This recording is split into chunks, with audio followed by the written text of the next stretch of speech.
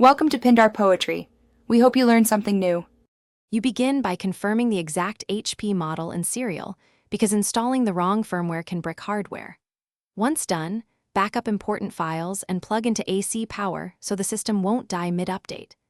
Download the firmware that explicitly matches your product number and verify the checksum to make sure the file isn't corrupted. You'll now place the firmware in the known folder. This starts the safe update path, reduces risk, and prepares you for the next technical steps. You should close applications and temporarily disable sleep and antivirus because background interference can halt flashing. Run the HP firmware utility as administrator, accept prompts and confirm the target device. During the process, the utility may reboot multiple times, do not interrupt power, and avoid keyboard or mouse use unless instructed.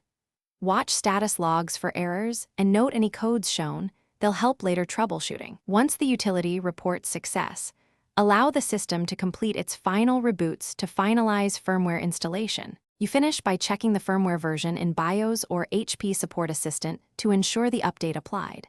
Then re-enable antivirus, disk encryption, and sleep settings and restore any configurations you backed up.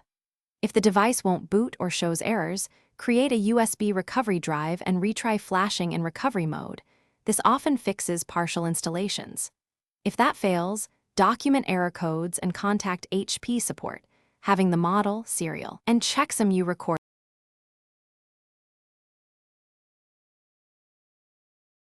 Thanks for watching. Consider subscribing if we helped you.